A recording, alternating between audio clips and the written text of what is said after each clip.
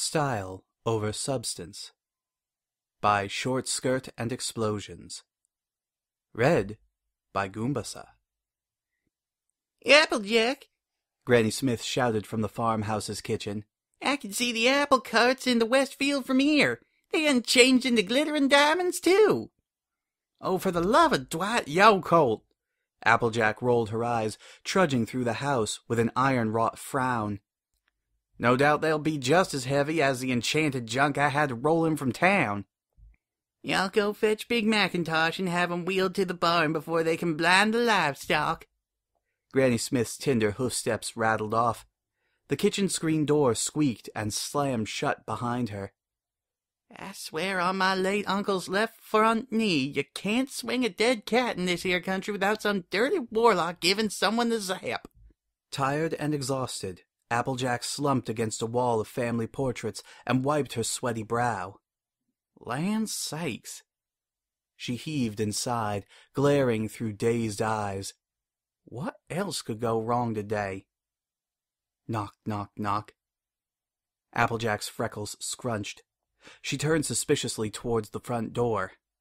I swear in blazes, I'm gonna need galoshes for how much it rains on my parade.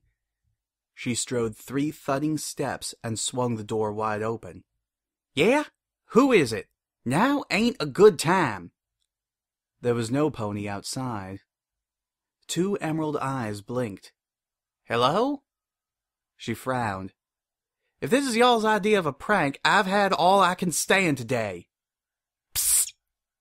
The fuzzy ears on either side of Applejack's hat twitched. Psst! Is the front porch hissing? AJ! The horses of voices cracked, barely registering a decibel. AJ, it's me! Applejack drifted forward, hooves padding pensively across the porch's wooden surface like cat paws. Rainbow? Shh! Don't say my name! Why not? Some pony might hear and know it's me. Well, who or what else would you be? Applejack gripped the door and gazed widely across the front lawn. Just where the hay are you, darling? No, no! The door yanked away from Applejack's grip, leaning on the full extent of its hinges. Applejack realized that something petite, blue, and decidedly rainbow-maned was hiding within the small niche formed between the door and the house's front porch. No sudden moves. I don't want any pony to see. I don't want them to know. Know what? Can I come in? Rainbow, what in the name of all that's golden and delicious are you babbling about? Can I come in? Please, please, please, please, AJ. All right already. Applejack stepped back and waved with her hoof. Whatever it takes to get you to stop from hyperventilating like an armadillo rolling down a hill covered in molasses and... Gee, thanks, Applejack, you're the greatest. A streak of color roared past Applejack into the house. Applejack's Stetson spun atop her golden mane 4 times. She stopped it with a tap of her hoof and shut the door. Whew! Wipe your hooves while you're at it, girl. She trotted inside. Now, what's so awful that you had to rush in here all frazzled-like? Her words trailed out of her drawling muzzle. Rainbow? Applejack's gaze wandered across the living room, the foyer, the closet, the staircase, and the hallway leading towards the kitchen. Where'd you soar off to this time? Over here. Applejack's head jerked back towards the living room. Something disappeared behind the back of the sofa in a flash. A shadow trembled against the drapes in the corner of the room. Rainbow, Sugar Cube, what's gotten into you? There is something totally bogus going on around here. The Pegasus's voice wheezed. You're telling me. Applejack trotted forward, nodding. Half the buildings in downtown Ponyville have been turning into crystal and rubies. On top of that, some crazed magician has replaced all the wood of my apple carts with gold. That isn't even the half of it. Rainbow's voice moaned like a funeral dirge. Once again, the edge of her face peeked out like a fuzzy whack-a-mole. Promise you won't laugh at me.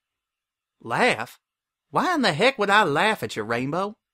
Just promise. Fine. Fine. Applejack performed the ritualistic motions across her chest, shoulder, and finally her left eyeball. Honest as I'll ever be, I won't laugh at you. Not even a single titter. Okay, but brace yourself. With that, Rainbow Dash slowly glided her way out from behind the couch, weighed down by drooping ears and the mother of all grimaces. But that wasn't all that was tugging her to the center of the planet. Something flounced along with her, a wine-colored something, with gold-embossed floral designs, platinum hems, excessive lace, and daintily lengthy sleeves. Rainbow Dash grimaced like she was giving birth, standing before Applejack in all her miserable glory. The farm filly stared at her. Something collapsed deep inside, and the issuing thunder came out one nostril, then the other. Applejack's cheeks expanded as she bit down hard to curve her lips. Rainbow Dash snarled. You said you wouldn't laugh! Darling, that was a snicker. Applejack took a deep breath and wiped her eyes dry before she could explode any further. Oh, just look at you, all gussed up like a royal hoedown. I don't know whether to be jealous or ask Applebloom to lend you one of her toy tiaras. Hardy, har, har, Rainbow Dash grumbled. Whatever got you in the mind for wearing that? That's just it. Rainbow Dash glanced at herself and tried not to vomit. Her limbs shook and shivered, trying in vain to shake the lace and silk off. This thing just appeared on me out of nowhere. Y'all don't say. And now I can't get it off. Rainbow Dash shook and struggled, then groaned. I swear, if any pony sees me, I'm going to be the laughingstock of Ponyville. Well, you came to the right place. Applejack trotted to Rainbow's side. Just imagine a grown mare not being able to strip off a simple old dress. Why, all you gotta do is find the zipper and... Applejack paused, taking her hat off to scratch her scalp as she stared at Rainbow's flank. Well, that's funny. There don't seem to be no zipper. That's what I'm trying to tell you. Rainbow's voice cracked for the umpteenth time. It's worse enough that this is a dress. It's a prison. Darn expensive looking one, too. Ugh! Rainbow spun and twirled through the air like an enraged blue spider monkey. Get it off, get it off, get it off, get it off! Whoa there! Applejack reared her head back, squinted, then ultimately lunged for the hem of Rainbow's skirt, pulling her down by that instead of her tail.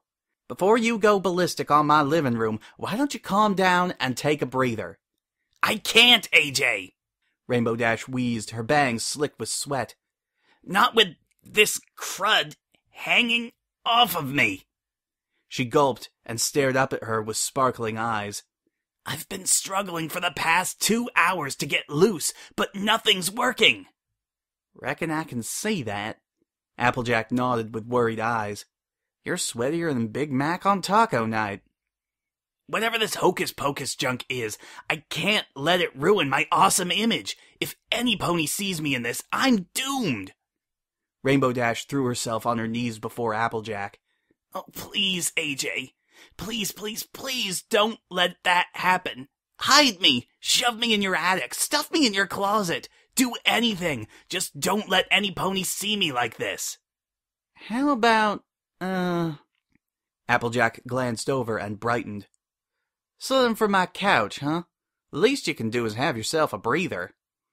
A breather?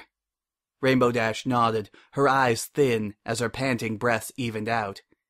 You know, a nap does sound good right about now. That's a darn good idea, if you ask me. Applejack helped Rainbow Dash over to the sofa. No doubt Twilight's already off on some gallivanting quest to fix this mess with the fancy schmancy horn of hers. Why don't you just crash here for as long as it takes for this craziness to run itself through? Then, once your poofiness goes, well, poof, you can get back outside as right as rain. No pony will know that anything happened to you. Yeah. Rainbow Dash exhaled, shuddering. Okay. She crawled up on the couch, turned around 3 times, and laid down on her side, fidgeting with the silken sleeves. Just sleep it off. A good friend of mine is always welcome to the comforts of the Apple family, Applejack said with a proud smile. She rested a hoof over her fuzzy orange chest. No matter how sweaty and breathless and plumb tuckered, she chuckled awkwardly. You know what I mean. All too well. Rainbow Dash gulped and nuzzled up against the couch's hoof rest.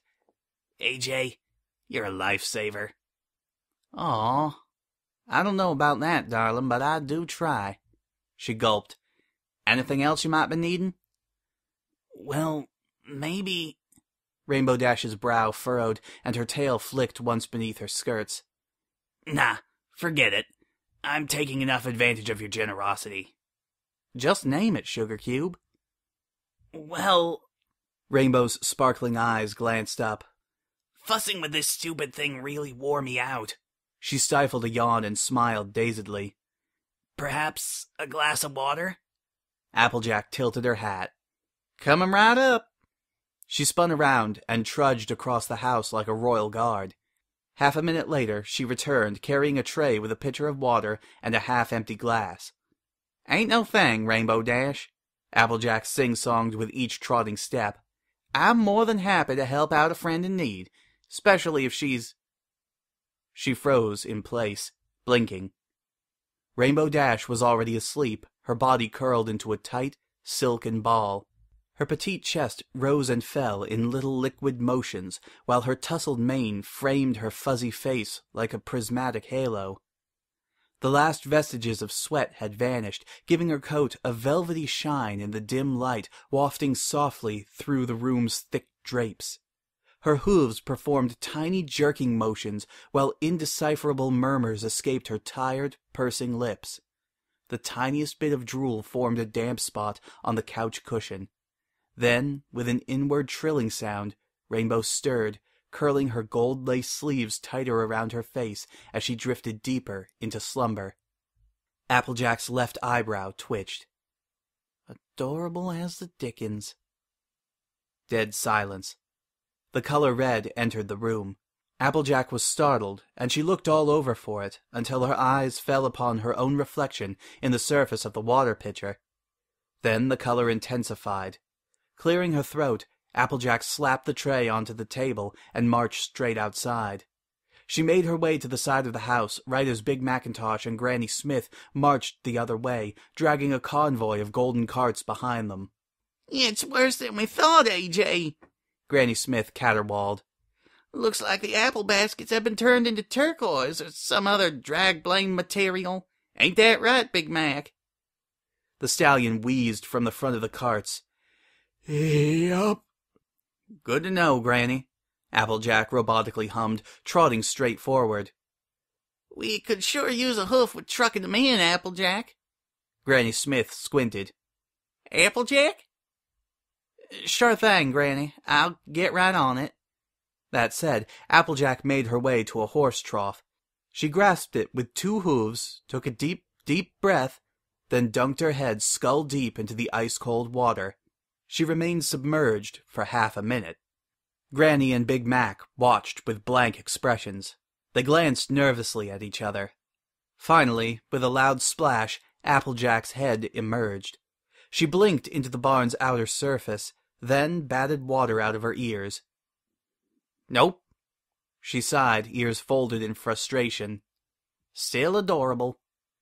Then, in a flash of light, the horse trough below her turned into a porcelain basin. What? Oh, for Pete's sake! The end.